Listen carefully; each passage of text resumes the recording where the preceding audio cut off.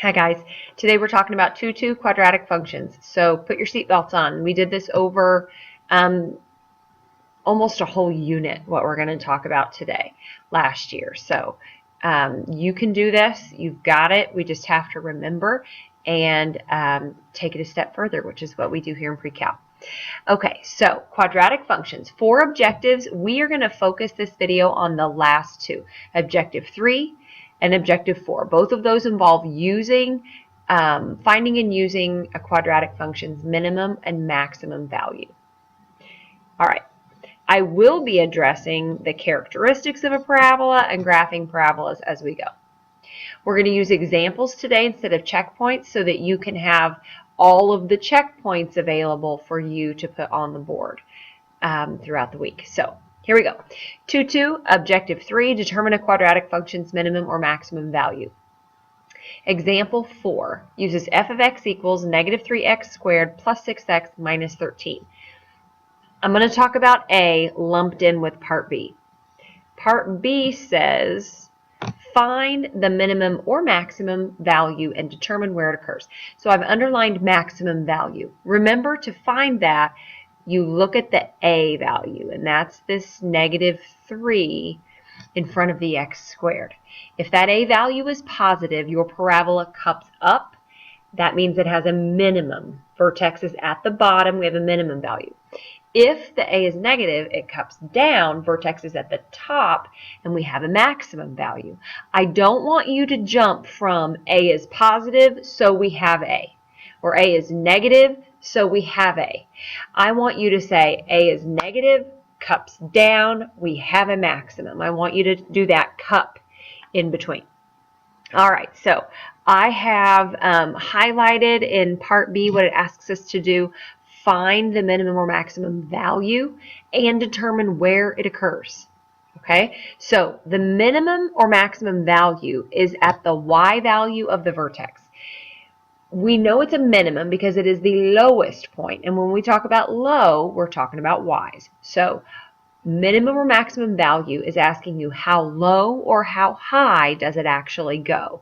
Okay, that's going to be important to us when we talk domain and range here in a little bit.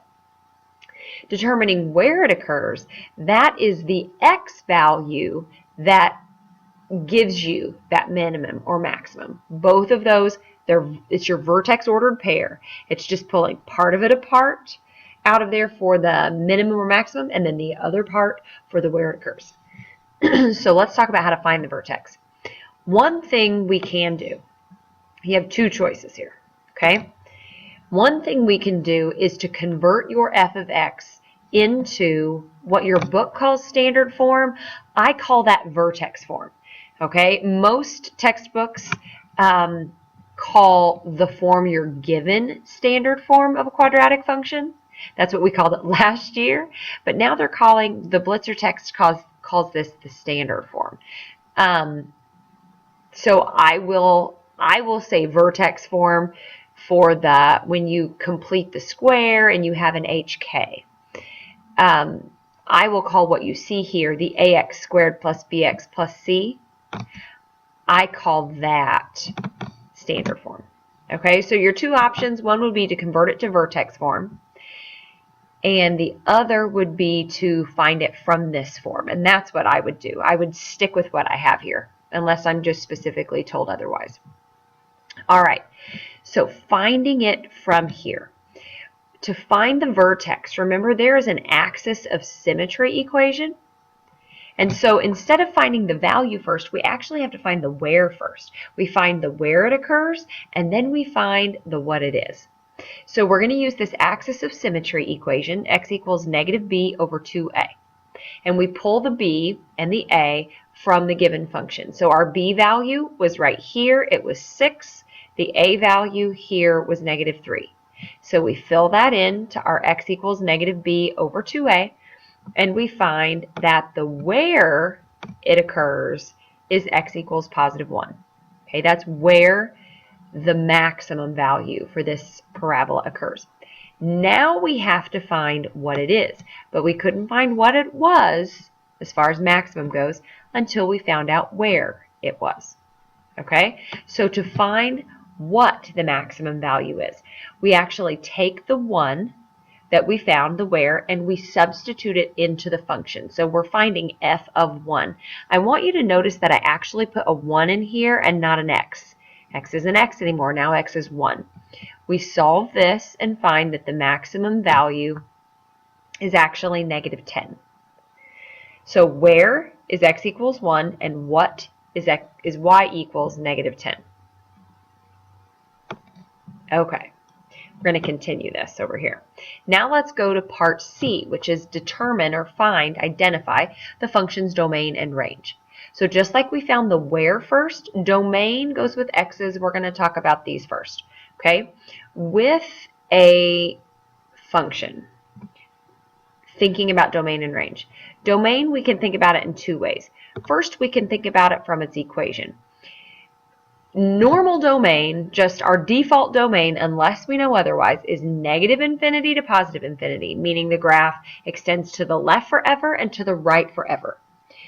With a quadratic equation, I want you to ask yourself, or any equation, are there any x values that would cause this function to fail? Any that would cause it to fail. So I look up here and I say, well, this is asking me to square an x. Is there any x that cannot be squared? Okay, if that answer is no, then we know that that part of the function doesn't have a domain issue. What about this? Could we multiply any x by 6? Yep, we can. We can subtract 13. Quadratic equations, really any polynomial, have that infinite domain.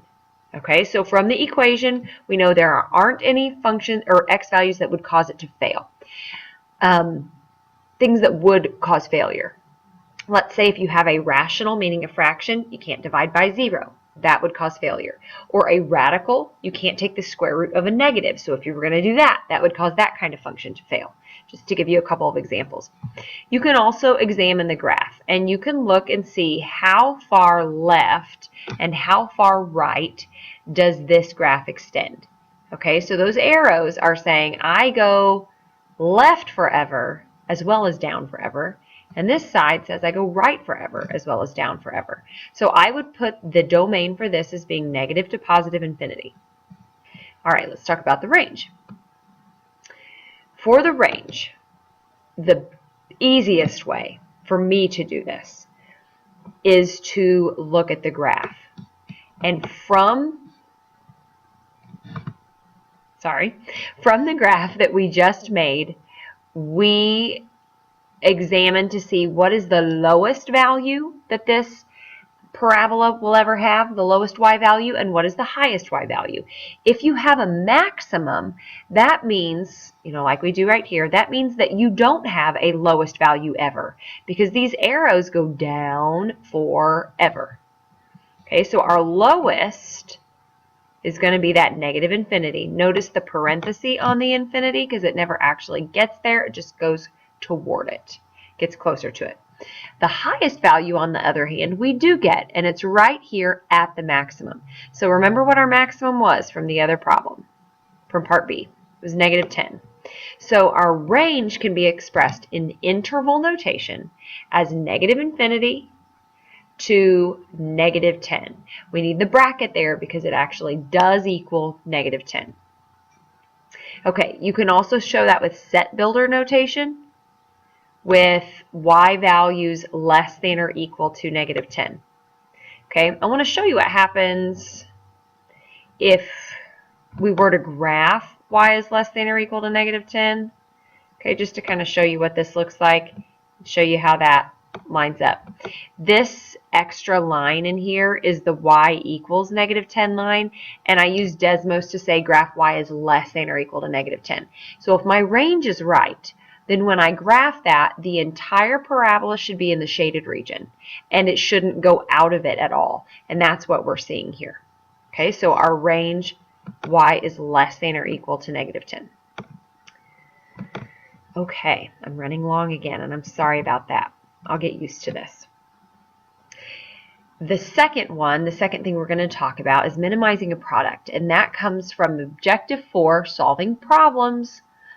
And then specifically example 6, among all pairs of numbers whose difference is 10, find a pair whose product is as small as possible. What is the minimum product?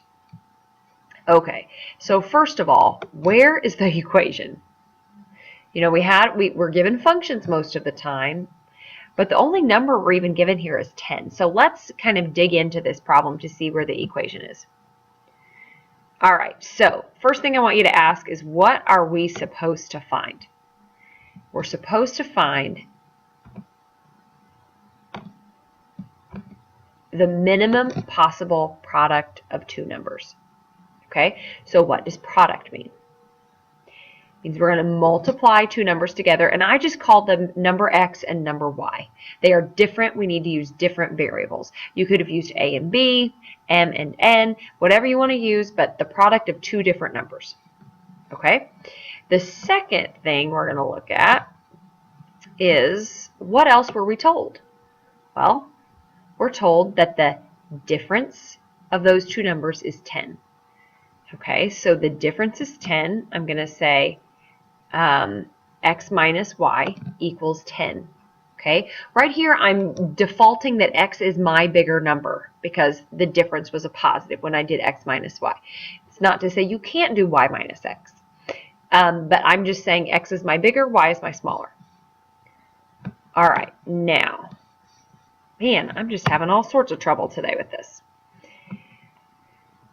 What we want to do to figure this out is we need to figure out how to mesh the product equation with this equation. And this is something we did back in chapter 1. Okay?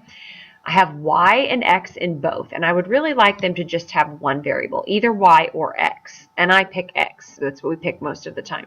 So we're going to solve.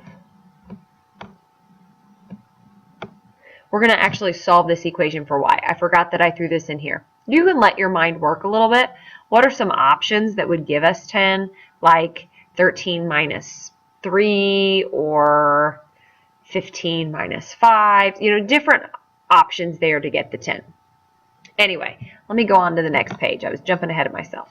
How do these two relationships fit together? That means the product equal x times y and the difference of the two numbers being 10. So we're going to take the x minus y equals 10, and we're going to solve that equation for y. Y equals x minus 10. And then we have a substitute that can go into that product equals x times, this is your y from the previous page. Okay, product equals x times y.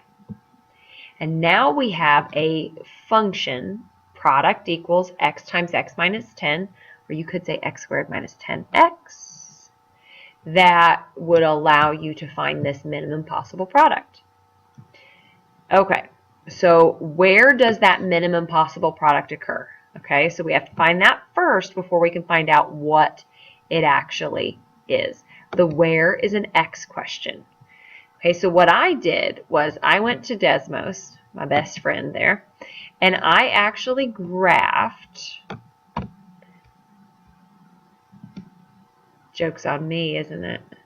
Where'd that go? I actually graphed the x times x minus 10. Okay, and we can actually see that right here. This is the graph on Desmos. So the where it is this point that's down here. The x value of the point, which is 5. The what it is the y value that goes with it, which is actually negative 25, that you can see right there. Somebody's playing a trick on me. Okay, so where it is 5, and then what it is, how you find that product is you can substitute the 5 back in here. 5 times 5 minus 10 would be negative 25. Get rid of that guy. Okay, that's it for today. Now, what I need you to do for class when we talk about 2-2, I want you to have gone through all of the checkpoints, not just the ones for the examples that I have shown. You need to work those out. I want those on the board. If you have already done a checkpoint, for this week. Please do not do another one until everyone has had a chance to go. Then we have an assignment that is written on the paper, 45 to 65 odd, and then 73, 75, 85, and 89. Those we will be doing in class. So when you come to class, the checkpoints from this lesson 2-2, and then be ready to work on practice problems.